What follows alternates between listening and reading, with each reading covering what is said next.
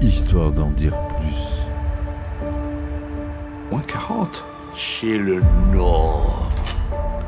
Tu m'as demandé, mon petit. Bon, et on m'appelle mamie Et mamie Tromblon, elle s'est déjà fait tromper, mamie Tromblon, hein.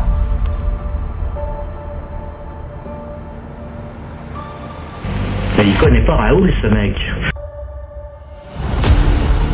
Et puis en plus, je sens que ce soir, je vais conclure.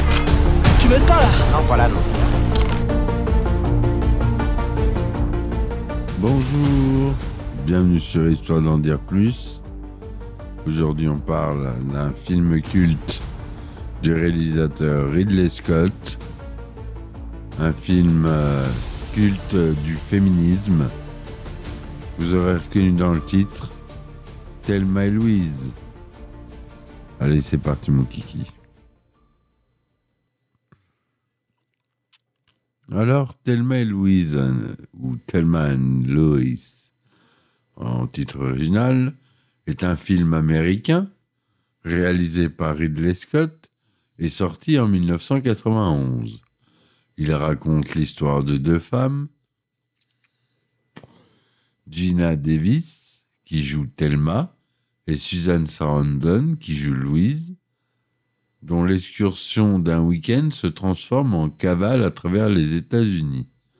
Ce film met également en scène Harvey Keitel, ainsi que Brad Pitt, dont la carrière a été lancée par ce long métrage. Écrit par la scénariste Kelly Khoury, ce film a failli ne jamais voir le jour devant la méfiance de bon nombre de producteurs et réalisateurs, en raison de son thème et de sa scène finale d'anthologie qui tranchait avec la production hollywoodienne classique. À sa sortie, le film suscite une polémique aux États-Unis, notamment parce qu'il met en scène deux héroïnes répondant par les armes à la violence masculine. Il remporte cependant plusieurs prix, dont l'Oscar du meilleur scénario original. À l'intersection de plusieurs genres cinématographiques, il est aujourd'hui considéré comme un classique, a influencé d'autres films et d'autres œuvres artistiques, et est devenu un film culte du féminisme. Le synopsis. Un film de 129 minutes. Thelma Lorraine Dickinson, la trentaine, est l'épouse au foyer frustrée et soumise de Daryl, archétype du macho, d'autant plus parfaitement inconscient de son ridicule que son complexe de supériorité est renforcé par sa réussite professionnelle. Louise Elizabeth Sawyer, son amie, serveuse dans une cafétéria, l'a convaincue de s'évader pour un week-end à la montagne. Quittant l'Arkansas, elles sont bien décidées à profiter de ces heures de liberté. Elles s'arrêtent en cours de route dans une boîte de nuit. Alors qu'un homme essaie de violer Thelma sur le parking, Louise arrive in extremis, sort un revolver et empêche le viol. Devant la vulgarité et l'agressivité de l'homme, elle le tue. Louise refuse catégoriquement de se rendre à la police et décide de prendre la direction du Mexique, entraînant Thelma dans sa cavale.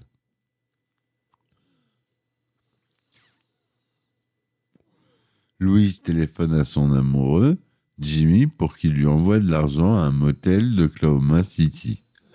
Mais mystérieusement, elle ne veut pas passer par l'État du Texas. Le meurtre ayant été découvert, la police après une rapide enquête est sur la piste des deux femmes. Des agents, comptant sur un appel téléphonique qui permettrait de les localiser, s'installent en présence de Daryl dans la maison du couple. Arrivées à Oklahoma City, elles y retrouvent Jimmy qui a apporté l'argent et qui en profite pour demander à Louise de l'épouser. Elle refuse compte tenu de la situation. Pendant ce temps, Thelma passe la nuit avec un autostoppeur J.D., jeune et rebelle, qui leur vole leur argent destiné à financer leur trajet jusqu'au Mexique. À nouveau, Thelma est consciente de sa responsabilité dans la tournure que prennent les choses, constatant le désespoir dans lequel sombre Louise.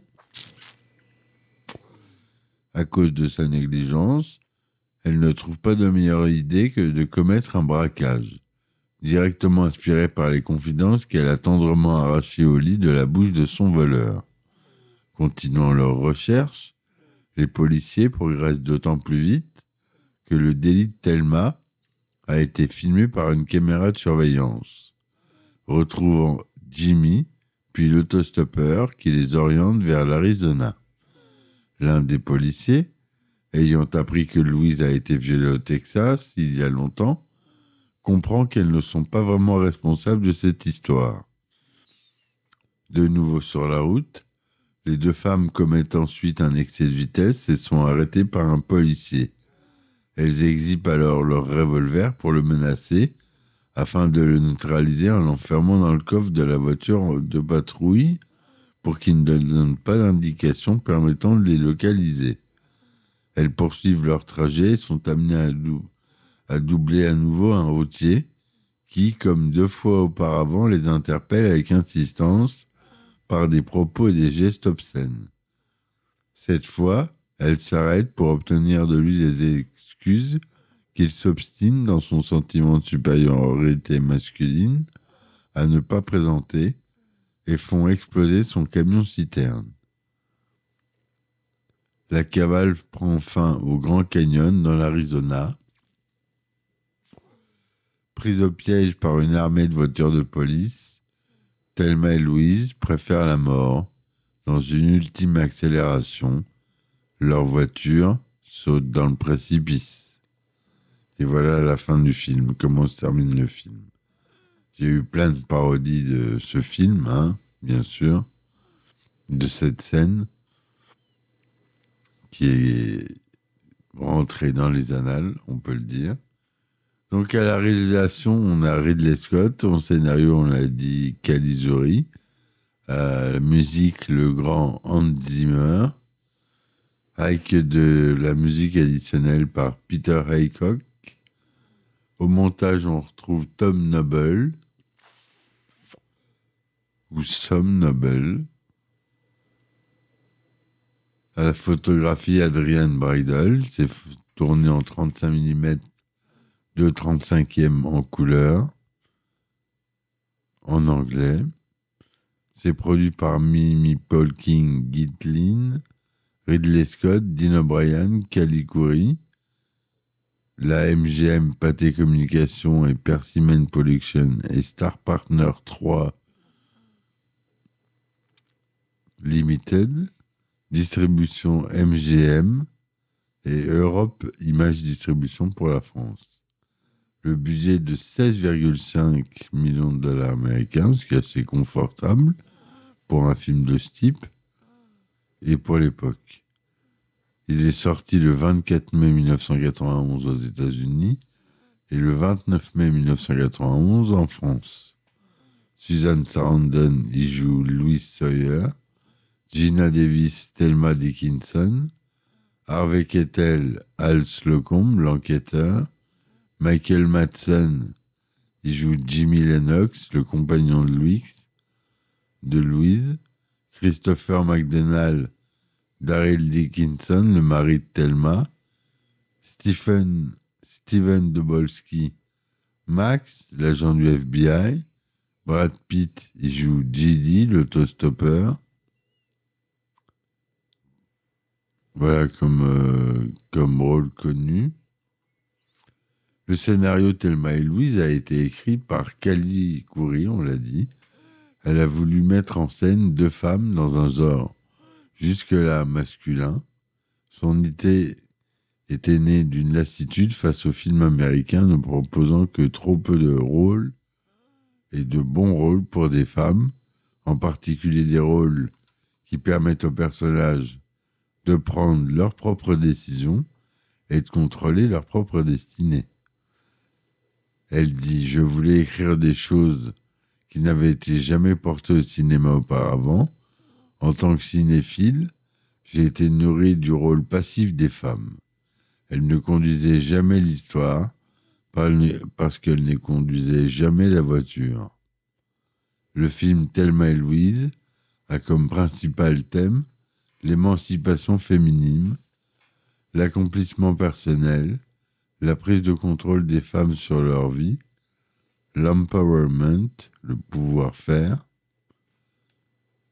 La scénariste Kelly Khoury explique que le thème de la réappropriation de leur vie par les femmes est la base du scénario. L'idée m'est venue une nuit, alors j'étais assise dans ma voiture devant chez moi. Qu'est-ce qui pourrait bien se passer dans la vie de deux femmes, deux meilleures amies, de suffisamment fort pour les obliger de choisir en ce qu'elles ont et ce qu'elles pourraient éventuellement avoir. Quel événement, quelle erreur commise, peut-être, pourrait les expédier en voyage dans l'inconnu. À partir de ça, l'histoire s'est déroulée toute seule dans ma tête. Kelly Khoury a eu l'idée du film en imaginant d'abord le saut final des héroïnes dans le Grand Canyon. Elle a écrit le scénario en commençant par cette fin.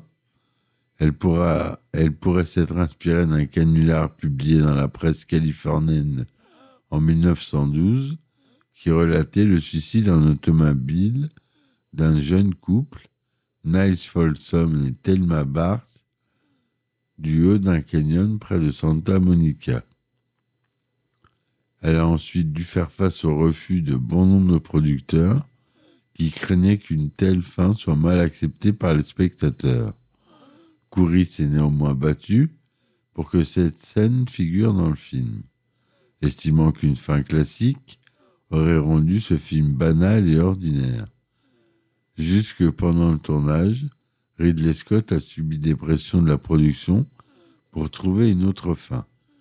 Mais à défaut de trouver une scène alternative de la même intensité, il est resté fidèle au scénario. Ce faisant, Ridley Scott a pu sceller le caractère héroïque de ses personnages et donner à leur mort une touche de noblesse. La scénariste a été étroitement associée à la réalisation du film, de telle sorte qu'elle fut parfois appelée la troisième femme de Thelma et Louise.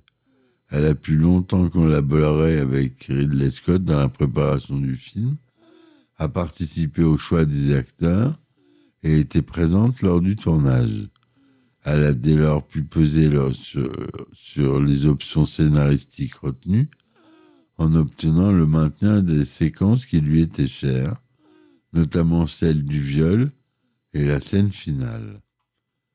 Kelly Khoury a d'abord voulu réaliser le film elle-même en tablant sur un budget d'$1 million et a contacté différents producteurs en ce sens. Elle a été confrontée à de nombreux refus. Son scénario est arrivé dans les mains de Mimi Paul Gitlin, qui, elle, a adoré. Il permettait de réaliser un film dans lequel était donné au pouvoir aux personnages féminins et qui encourageait les femmes à s'écouter et à réaliser leurs rêves, tout en remettant en question la conception traditionnelle qu'on a de la répartition des rôles masculins et féminins. Elle a augmenté le budget à $16 millions, a pressenti Michelle Pfeiffer et Jodie Foster dans le rôle de Thelma et Louise et a soumis le scénario à Ridley Scott au départ pour l'associer comme producteur. Ridley Scott a été séduit par le scénario parce que le fait de placer deux femmes dans les rôles principaux tranchait avec la production cinématographique classique. À ce moment-là, il cherchait à produire autre chose qu'un film, faisant partie du pourcentage très élevé de ceux présentant un personnage masculin comme héros. Il s'est mis ensuite en quête d'un réalisateur. Beaucoup de réalisateurs potentiels à qui il a soumis le projet ont été méfiants et lui suggèrent de le réaliser lui-même. En effet, Ridley Scott avait déjà réalisé Alien en 79, le 8e passager, dans lequel une actrice, Sigourney Weaver, incarnait Ripley, un rôle à l'origine écrit pour un homme. Finalement, Ridley Scott a été convaincu de réaliser Thelma et Louise lui-même. Le lancement de processus ayant pris trop de temps, Michelle Pfeiffer et Jodie Foster n'étaient plus disponibles. L'équipe a dès lors choisi les deux autres actrices, Gina Davis et Susan Sarandon, pour incarner respectivement Thelma et Louise. Bien qu'elles fussent connues, elles n'étaient pas des superstars. Il n'était pas en effet pas judicieux de choisir de grandes stars, parce qu'il ne fallait pas induire aucune idée préconçue sur ces deux personnages. Le scénario prévoit que les héroïnes partent de l'Arkansas, contournent le Texas par l'Oklahoma, puis le Nouveau-Mexique, et arrivent en Arizona, le Grand Canyon. Après avoir effectué ce trajet aux fins de repérage, Ridley Scott a estimé qu'il serait trop coûteux d'emmener son équipe dans un tel voyage. Il a alors choisi d'effectuer les tournages dans un rayon plus petit à partir de 3 bases. Los Angeles, où ont été tournées les scènes d'intérieur, Bakersfield, à proximité de Los Angeles, qui offre des plaines irriguées des paysages similaires à ceux de l'Arkansas, et Moab, dans l'Utah, comme point central d'une région montagneuse où ont été tournés de nombreux westerns, composés de splendides paysages du Far West, pouvant évoquer l'Arizona. Dans le script, il n'était pas prévu que Daryl, Christopher McDonald, tombe à côté de sa voiture en quittant précipitamment sa maison pour se rendre au travail. Or, Christopher McDonald, qui portait des chaussures neuves glissantes, est tombé lors de la première prise de vue. Il a néanmoins décidé de continuer à jouer alors que la caméra tournait.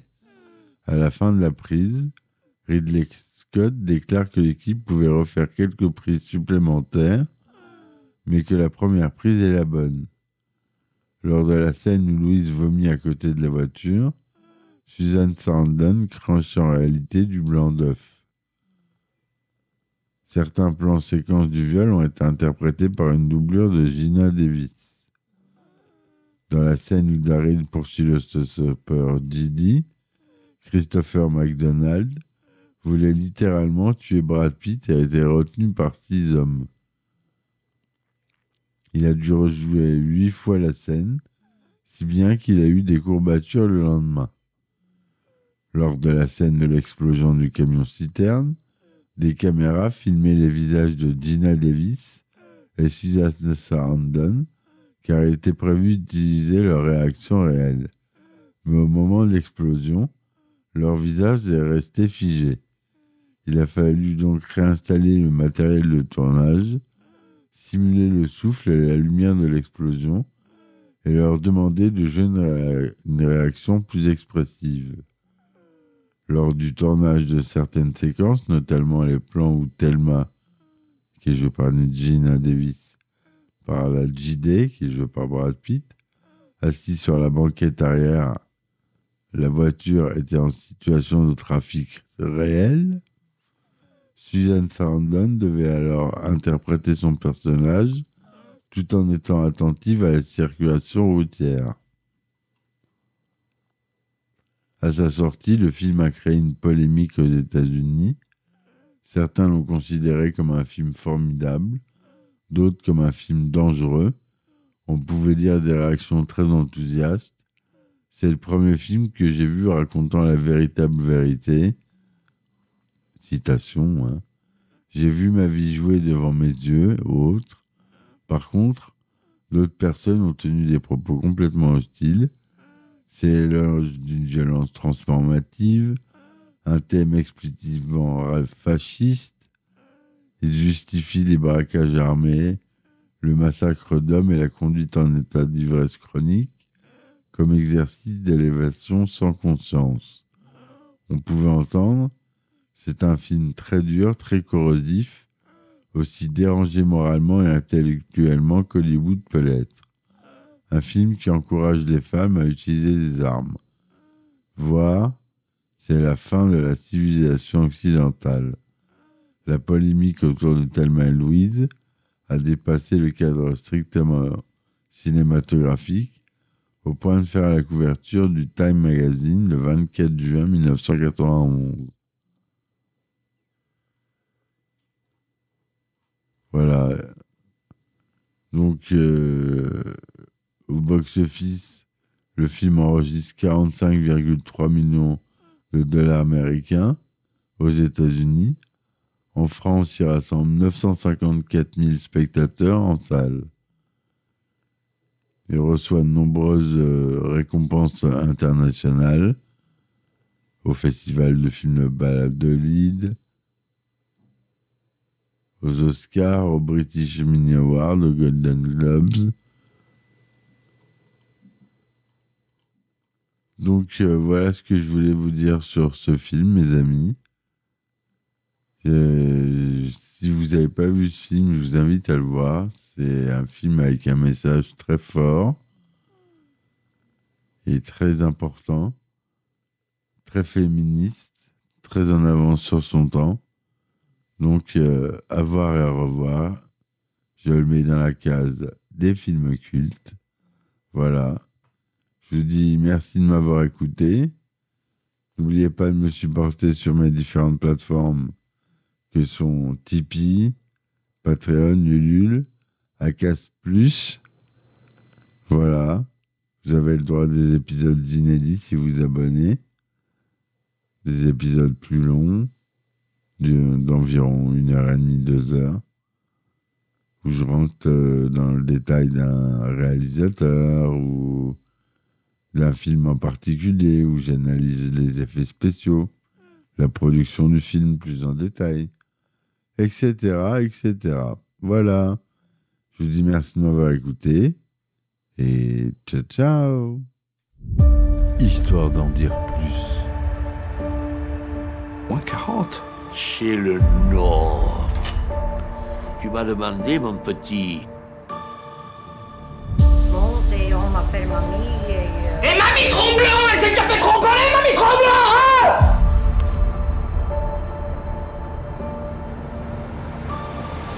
Mais il connaît pas Raoul, ce mec. Et puis en plus, je sens que ce soir, je vais conclure. Tu m'aides pas là? Non, pas là, non.